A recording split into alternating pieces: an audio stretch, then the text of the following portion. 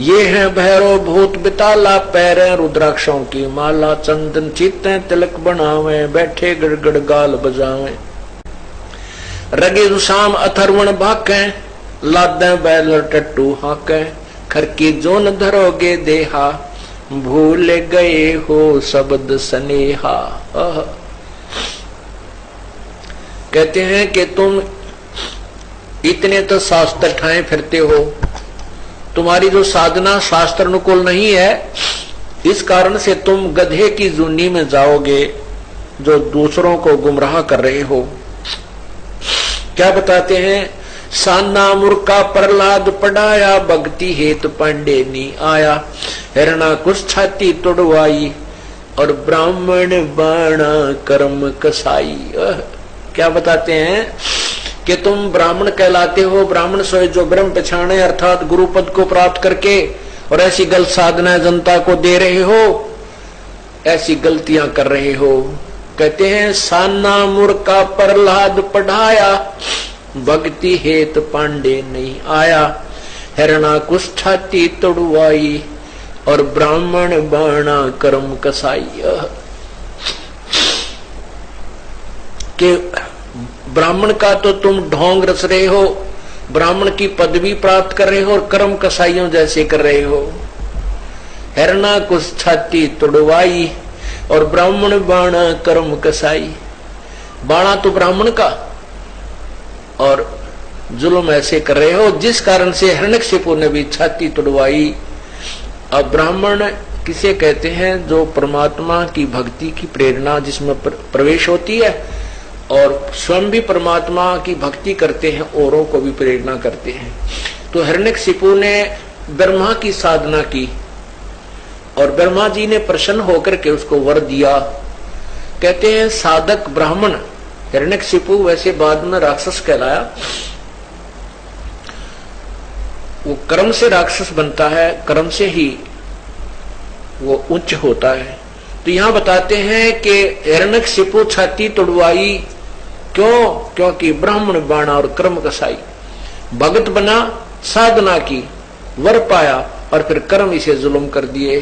अपने पुत्र के साथ भी जो है ना ऐसे जुल्म कर डाले, दया नाम की चीज नहीं थी। तो उसके लिए कहते हैं कि ब्राह्मण बाणा कर्म कसाई, हिरणा कुछ छाती तोड़वाई। जो गलत काम करके हिरण्यकशिपु ने भी दंड भोगा। रावण ब्राह्मण बहुत तप कीना, महादेव की दीक्षा लेना, रामचंद्र की सीता हरिया, 10 मस्तक मूंधे मुंह पड़िया, यो भी बैदा है बैदे से वेद अलैदा, यो भी बैदा बैदा क्यों जाना, हम सतगुरु बैठे न्यू जाना।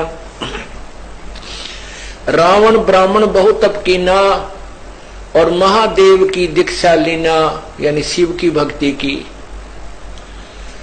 और फिर क्या कर्म किया? रामचंद्र की सीता हरिया, ताते मोह मुहाने पड़िया, इसलिए मुंडे मुंह पड़ा, अर्थात अपना सर्वनाश करा दिया। विश्वामित्र सुन विस्तारा, 100 पुत्र वशिष्ठ के मारा, राज ऋषि से बहुत रिसाए, ब्रह्म ऋषि से रीज जाए, यो भी बैदा है बैदे से वेद अलैदा, यो भी बैदा बैदा क्यों जाना, हम सतगुरु बैठे न्यू जाना। अब क्या बताते हैं कि विश्वामित्र सुन विस्तारा, और 100 पुत्र वशिष्ठ के मारा, राज ऋषि से बहुत रिसाई, और ब्रह्म ऋषि से रीज रिजाई, यो भी बैदा है। विश्वामित्र को वशिष्ठ मुनि जी राज ऋषि कहते थे, और विश्वामित्र कहता था तू मुझे ब्रह्म ऋषि क्यों नहीं कहता, मुझे राज ऋषि क्यों कहता है।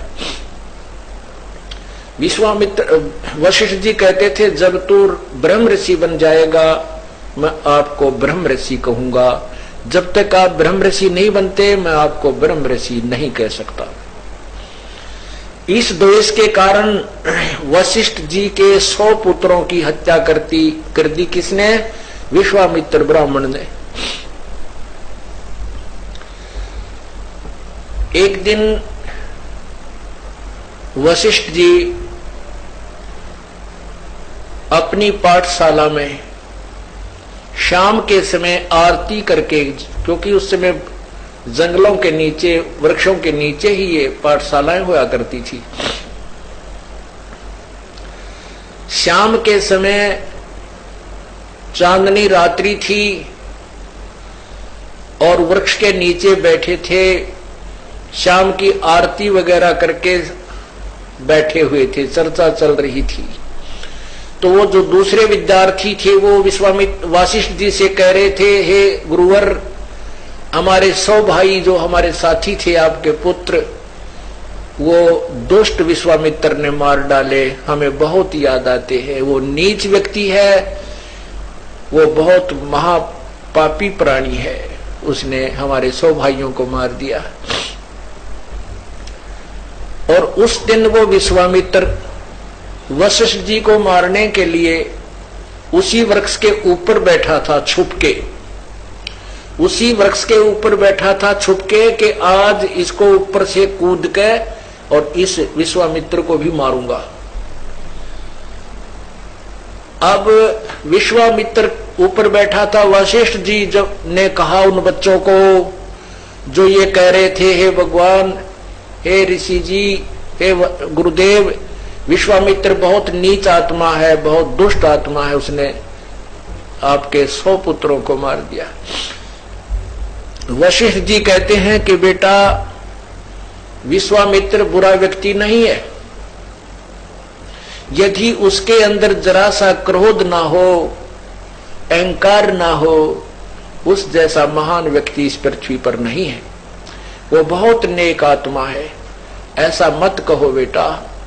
ऐसी बात जब अपने शत्रु के मुख से सुनी, विश्वामित्र को ग्लानि बन गई अपने आप से। क्या मन में सोचा, रे तू तो बहुत नीच है और तूने इसके 100 पुत्र मार दिए, किसी के एक पुत्र को कोई मार दे और उसके मुख से कोई प्रशंसा सुनकर दिखा देना, सारी उम्र उस व्यक्ति की प्रशंसा वो नहीं कर सकता जिसका पुत्र मार दिया किसी ने। और जिसके 100 पुत्रों को मैंने मार डाला वो मेरी प्रशंसा कर रहा है, मेरी यथार्थता को बता रहा है। ये सत्य है कि मेरे अंदर अहंकार भरा है, जिस कारण से मैंने ये 100 बच्चों की हिंसा कर दी। और ब्रह्म हत्या तो एक ही भयंकर होती है। इतनी बात सुनकर विश्वामित्र के हाथ पैर कांपने लग गए और वृक्ष की टहनियों को पकड़कर नीचे उतरा। और नीचे उतरकर कहां तो वशिष्ठ जी को मारने गया था, वशिष्ठ जी के चरणों में गिरकर रोने लग गया और कहता, मुझे माफ कर दो महापुरुष, मैं बहुत नीच व्यक्ति हूं। तो उस दिन कहा था कि उठो ब्रह्म ऋषि, वशिष्ठ जी ने कहा कि उठो ब्रह्म ऋषि, आज तू ब्रह्म ऋषि हो गया, आज तेरे अंदर अहंकार नहीं रहा, अब मैं तुझे ब्रह्म ऋषि कहूंगा। तो क्या बताते हैं, विश्वामित्र सुन विस्तारा, 100 पुत्र वशिष्ठ के मारा, राज ऋषि से बहुत रिसाई और ब्रह्म ऋषि से रीज रिजाई। यो भी बैदा है बैदे से वेद अलदा, यो भी बैदा बैदा क्यों जाना, हम सतगुरु बैठे नो जाना। विश्वामित्र के अंदर इतनी सिद्धि शक्ति थी कि एक समय राजा हरिश्चंद्र के दादाजी, राजा हरिश्चंद्र के जो दादाजी थे वो विश्वामित्र के मित्र थे, सेवक थे और वो स्वर्ग जाना चाहते थे। उसको उनके पिता ने घर से निकाल दिया था, इसलिए उसको शूद्र कहते थे। तो विश्वामित्र ने कहा कि बेटा, हाँ, विश्वामित्र साधना पर गया हुआ था तो बाद में दुर्भिक्ष पड़ गया। विश्वामित्र 12 वर्ष साधना करके लौटा तो बीच में एक अकाल गिरा था। तो उस अकाल के दौरान विश्वामित्र के बच्चों को आहार उस राजा हरिश्चंद्र के दादाजी ने करवाया था, जिससे उनका बड़ा उपकार माना विश्वामित्र ने। तो विश्वामित्र ने कहा कि तेरी क्या इच्छा है, मांग बेटा। तो उसने कहा कि मैं स्वर्ग जाना चाहता हूं, ये मेरी इच्छा है। तो विश्वामित्र ने उनको स्वर्ग के लिए तैयार कर दिया कि तू जा स्वर्ग में। अपनी सीधी शक्ति से स्वर्ग की तरफ चलता कर दिया तो ऊपर से इंद्र ने कहा कि इस शूद्र को हम नहीं रख सकते, ये शूद्र है, ये स्वर्ग में रहने योग्य नहीं है, इसको वापस कर दिया। वो वापस आने लगा। तब विश्वामित्र ने देखा कि वो वापस भेज रहे हैं, तब उसने कहा था कि मैं इसके लिए अलग से 11 स्वर्ग बना दूंगा अपनी सिद्धि से। तब इंद्र ने सोचा या और बात बिगड़ेगी। तब इंद्र ने कहा कोई बात नहीं महात्मा जी, ऋषि जी, हम इसको स्वीकार करते हैं, तू अलग से स्वर्ग मत बना। तो परमात्मा कहते हैं कि देखो भाई, ये है तत्व ज्ञान के विश्वामित्र सुन विस्तारा, 100 पुत्र वशिष्ठ के मारा। इतनी सिद्धि के सशरीर स्वर्ग में भेज दिया अपना एक सेवक, और फिर जो स्वर्ग में नहीं रहने दिया जा रहा था तो उसके लिए अलग से स्वर्ग बनाने की भी शक्ति रखता था, सिद्धि थी उसके अंदर। और फिर भी और 100 पुत्र वशिष्ठ के, ऐसे साधक ने, ऐसी शक्ति युक्त व्यक्ति ने ऐसे जुल्म कर दिए, 100 बालक काट डाले, तो मोक्ष कहां होगा ऐसे पापी व्यक्तियों का। इसके विषय में बता रहे हैं, ये भी वैदा है, वैदे से भेद अलैदा। इतना सिद्धि युक्त कोई व्यक्ति है वो भी मोक्ष का अधिकारी नहीं है।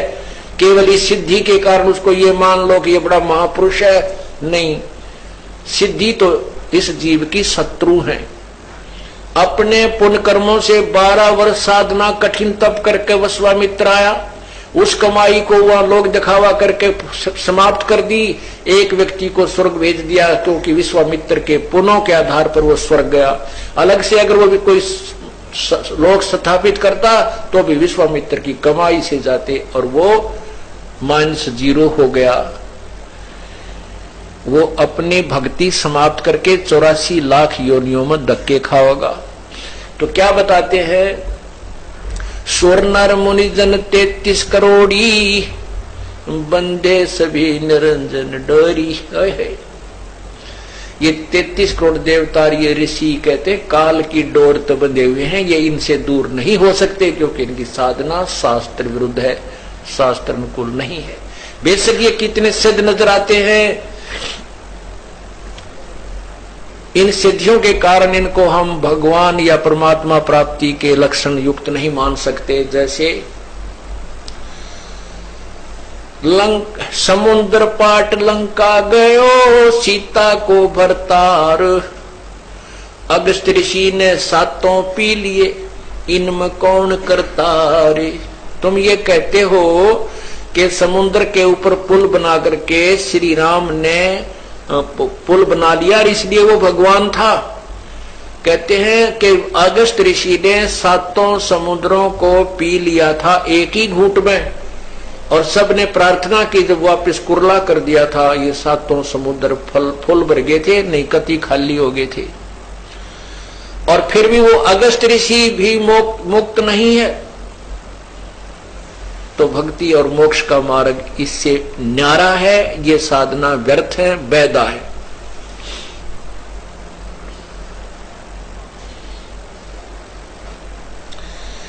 हरिश्चंद्र सतयुग में थे राजा, जिनके कौन बिगाड़े काजा। विश्वामित्र दे तरह से हरिश्चंद्र बांध बिकाए काशी, यो भी वैदा है, वैदे से वेद अलैदा। अब आपने सुना कि ये साधना जो आपको बताई गई हैं, जो ये इस प्रकार की क्रियाएं करते हैं, ये सब व्यर्थ हैं, ये मोक्षदायक नहीं है। आपने सुबह के सत्संग में सुना था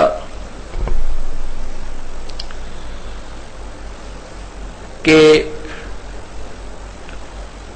परमात्मा पाने के लिए इंसान में एक विशेष कसक होनी चाहिए, और कोई छोटी मोटी किसी से कोई कथा सुन लेते हैं परमात्मा की महिमा की, उन कथाओं से जो पुण्य आत्मा होती है वो शीघ्र प्रेरित होकर के परमात्मा पाने की तरफ में वो मचलने लग जाती हैं, और उसके बाद वे किसी संत की तलाश करते हैं। इस बात को हर इंसान मानता है कि गुरु बिन मोक्ष नहीं, गुरु बिन मुक्ति नहीं हो सकती। लेकिन केवल गुरु, कोई भी गुरु बना लेने से भी मोक्ष नहीं होता। अब गुरु के बारे में आपको बताया जाता है कि गुरु गुरु में भेद है, गुरु गुरु में भाव, सोए गुरु सराई, ये जो शब्द लखावे दावे। राम कृष्ण से कौन बड़ा, उन्हों भी गुरु कीन, तीन लोक के वे धनी, गुरु आगे आधीन। गुरु बिन काहू न पाया ज्ञाना, जो थो था वो छड़े किसाना। गुरु बिन वेद पढ़े जो प्राणी, समझन सार रहे अज्ञानी। अब गुरु की परिभाषा बहुत ही निर्मल है, अनोखी है। गुरु का अर्थ होता है जो ज्ञान देवे, परमात्मा के विषय में जानकारी देवे। वैसे तो गुरु बहुत हैं, जैसे किसी ने कोई चिनाई का काम सिखा दिया वो भी गुरु है, किसी ने मटके बनाने सिखा दिए वो भी गुरु है, और किसी ने बाल हेयर कटिंग सिखा दी वो भी गुरु है, और अक्सर ज्ञान कराते हैं टीचर वो भी गुरु हैं। ये गुरु अपने अपनी व्यवस्था में हैं। इन गुरुओं से केवल इस मनुष्य जीवन में वर्तमान में ही लाभ होता है, और पूर्ण परमात्मा की प्राप्ति के लिए जो गुरु आपको चाहिए वो आध्यात्मिक गुरु, यहाँ उस गुरु की तरफ संकेत है। गुरु बिन काहू न पाया ज्ञाना, जो थो था वो छड़े किसाना। गुरु बिन वेद पढ़े जो प्राणी, समझे न सार रहे अज्ञानी। अब पूर्ण गुरु, अब सतगुरु क्यों कहना पड़ा? नहीं तो गुरु ही काफी होता है। सतगुरु इसलिए कहना पड़ा परमात्मा ने क्योंकि यहां झूठे गुरुओं की कमी नहीं। काल तक की साधना बताने वाले गुरु बहुत हैं, और काल से भी भ्रमित ज्ञान बताने वाले गुरु बहुत हैं, लेकिन सतगुरु इसलिए कहना पड़ा जो इन सब के ज्ञान को फेल करे और शास्त्र अनुकूल साधना पर दृढ़ करे, वो सतगुरु कहलाता है। जब ये प्राणी प्रेरित होकर के परमात्मा प्राप्ति के लिए चल पड़ता है, इसको जैसा भी कोई संत मिल जाता है, स्वयं ज्ञान ना होने से ये उसी प्रकार साधना पर दृढ़ हो जाता है। एक सोभरी नामक ऋषि थे, सोभरी, और वो परमात्मा की तरफ में संत के पास गए। उस संत ने जैसी उसको तपस्या साधना बताई वो दृढ़ होकर लग गए। उन्होंने कहते हैं कि जल में खड़ा होकर के तपस्या की। बाल ब्रह्मचारी था, शादी भी नहीं कराई थी, और एक दरिया में जाकर के वहां तपस्या की बहुत दिनों तक, 10-12 वर्ष तक। वो वहां फिर क्या देखने लगा, कुछ दिन के बाद एक मगरमच्छ था, और उस मगरमच्छ की काफी संतान थी। तो वो मगरमच्छ के पोते पोती, दोते दोती, वो उस मगरमच्छ के आसपास प्यार से घूमती थी, और अपनी दोम से उस मगरमच्छ को प्यार देती थी, लाड करते थे। जैसे पोते पोती को दादा दादी की छाती पर लौट जा, कदे उसके कंधे पर बैठ जा, बैठे गए, तो इस तरह वो प्यार देती थी, और वो मगरमच्छ उनसे बड़ा प्रसन्न रहता था, खुशी मनाता था। अब उस सोभरी ऋषि के मन में यह प्रेरणा होगी, मैं शादी करवाऊं और ब्याह करवा कर मेरा पोते पोती हो, और उन पोते पोतिया में दोता दोतियों के साथ ऐसे ही लाड लडाऊं। अब वह छोड़ भक्ति और निकला जलमत बार। कहां पहुंचा? मान धाता राजा के पास गया। अब उन राजाओं को पता होता था कि ये साधु जो आते हैं साधना करके, ये बड़े तोब का गोला होते हैं, एटम बम होते हैं, ये जो भी मन मुंह से निकाल देंगे वचन वो पार होता है। अब वो सोभरी ऋषि तपस्या करके उसका शरीर भी वृद्ध हो रहा, काफी वर्ष हो गए थे, और हाड सारे दिखे, गुंडी सी शकल, बाल बड़रे। और वो जाकर मानधाता राजा से बोला कि आप मुझे एक कन्या दे दो, अपनी लड़की मेरे से ब्याह दो। मानधाता के 50 लड़की थी। अब राजा बड़ी असमंजस में फंस गया, जब नाटू तो शराप देगा, और इसे बूढ़े बूढ़े के अपनी जवान लड़की ने ब्याह, मेरा कैसा मूर्ख नहीं, बताइए क्या करूं, ये भगवान बड़ा फंसा। तो उसने सोच समझ के एक उत्तर दिया कि ऋषि जी, हमारा एक नियम है और ये विधान भी बताता है कि मैं अपनी तरफ से किसी लड़की को विवश नहीं कर सकता किसी के साथ शादी करने के लिए। यदि वो लड़की स्वयं पसंद करें, कोई भी लड़की आपको पसंद करे तो मुझे एतराज नहीं। अब राजा ने बेरा था, इसे बूढ़े ने कौन लड़की पसंद करेगी। तो ऋषि बोला जी मुझे मंजूर है, अगर ये आपकी कन्या मुझे पसंद करे तो मेरे से शादी कर लेगी। तो राजा बड़ा प्रसन्न हुआ, भाई ठीक है, कटा टंटा, लड़की को पसंद करेगी नहीं और यह बला टल जाएगी। उसने, क्योंकि उन लड़कियों को एक बड़े महल में रहती थी, वहां पर एक नपुंसक व्यक्ति जो हिजड़ा बोलते हैं, उनको ड्यूटी पर उनके गेट कीपर रखा जाता था। तो उसने उस नौकर को बुलाया राजा ने और कहा कि ऋषि जी को लड़कियों के महल में ले जाओ और ये जो भी लड़की इनको पसंद करेगी इसके साथ उसकी शादी कर दी जाएगी। अब उस ऋषि जी ने अपनी सिद्धि साधना और सारे जीवन की कमाई इसको कहां बर्बाद करना शुरू किया, अपना सुंदर शरीर बना लिया नौजवान लड़के का। और जो ही उन लड़कियों के महल में प्रवेश किया और उस नपुंसक ने सारी कहानी बताई कि राजा का आदेश है, जो इसको पसंद करेगी उसके साथ शादी कर दी जाएगी। उन 50 की 50 लड़कियों ने उस ऋषि को पसंद कर लिया। अब राजा फंस गया अपने वचन में। सारी कहानी आकर बता दी गई कि आपकी 50 की 50 लड़कियों ने मुझे पसंद कर लिया है। इसकी गवाही सब लड़कियों ने भी दे दी कि हम इसे पसंद करती, क्योंकि सुंदर शरीर बना लिया उस ऋषि ने। अब राजा ने वो फिर साथ भेज दी लड़की, लेकिन आत्मा बहुत रो रही थी, इस कंगाल के साथ ये के खावेंगी मेरी बेटी, कहाँ रहेंगी, कैसे दुख उठाएंगी, जंगल में रहना पड़ेगा। पर चलो इनका भाग था, मैं क्या करूं। अब उस ऋषि ने अपनी कमाई थे, देख काल का जाल है भगवान, उसने क्या किया, वहां जाकर के विश्वामित्र को आदेश दिया कि इन 50 महल बना दे। अब विश्वामित्र जी ने 50 मकान न्यारे न्यारे बना दिए और प्रत्येक में बहुत अच्छे खान पान, सुंदर आहार, फल वगैरह वो वृक्ष लगा दिए। एक दिन मानधाता राजा के मन में ये बात आई कि अभी अपनी कन्याओं को देख करता हूं वो दुखी है या सुखी है। वो जब वहां पहुंचा अपने उस ऋषि के डेरे में, देखा वहां तो पूरी 50 मकान बने हुए, बड़े सुंदर सुंदर, एक कॉलोनी सी बसी हुई है। वो पहली लड़की के मकान में जब गए तो मानधाता राजा ने पूछा, बेटी तुम कुशल तो हो? कि पिताजी वैसे तो हम कुशल हैं, कोई कमी नहीं, लेकिन माता पिता की याद तो आती ही रहती है और बाकी हमें कोई कष्ट नहीं।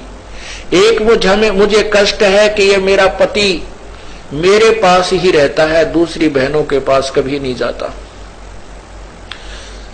अब वो दूसरी कन्या के पास गया तो उसने भी यही कहा, पिताजी हम बहुत सुखी हैं और मुझे एक बात का दुख है कि मेरा पति मेरे ही पास रहता है, दूसरी बहनों के पास नहीं जाता।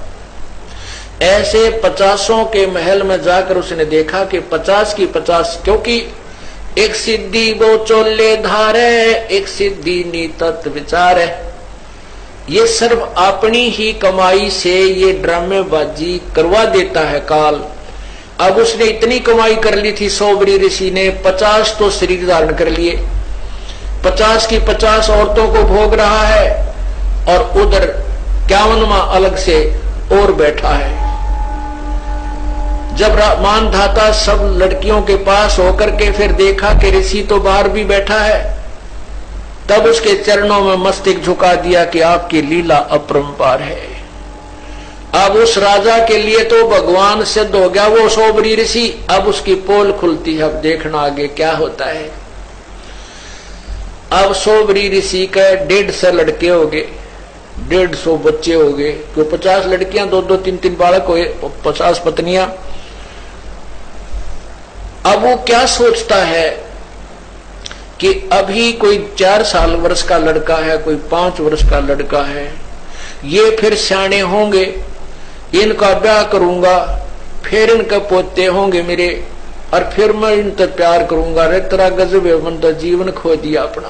ओ हो, फिर क्या रोता है कि मेरी सारी कमाई बर्बाद होगी, मैं उस मगरमच्छ के संगत में, कुसंगत में अपना सर्वनाश कराया। अगर वो मगरमच्छ को मैं नहीं देखता, वो कैसे अपने पोते पोतिया में मस्त हो रहा था, प्यार से खुश रहता था, आज मैंने अपना सर्वनाश कर लिया। जो 20, 30, 40, 50, 60 वर्ष में जो साधना की थी वो बर्बाद कर दी, वो नष्ट कर दी। तो पुण्यात्माओं, कबीर परमेश्वर के बिना इस जीव का मोक्ष नहीं हो सकता। कहते हैं गोरख से ज्ञानी घणे ये सुख दे जति जिहान, सीता सी बहु भारिया ये संत दूरी अस्थान।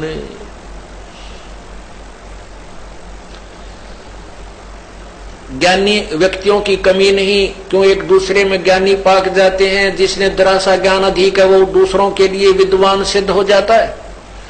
कहते हैं गोरख से ज्ञानी गणे और सुखदेव जति जिहान। सुखदेव जैसे व्यक्ति भी बहुत मिल जाएंगे जो परतरिया पर ध्यान नहीं डिगाते, और सीता जैसी पतिव्रता पत्नी भी बहुत मिल जाएंगी, लेकिन संत का बहुत दूर स्थान, यानी संतों के घर बहुत दूर हैं। संत का मिलना बहुत कठिन है। जो ये सत साधना आपको बतावे, ऐसे जंजाल से हटा करके सतमार्ग पर लगाए। मन के मारे बन गए और बन तज बस्ती माही, कह कबीर मैं के करूं यो मन तो माने नाही। मन को कौन मनावे? पूर्ण संत मनावे, ज्ञान से मनावे।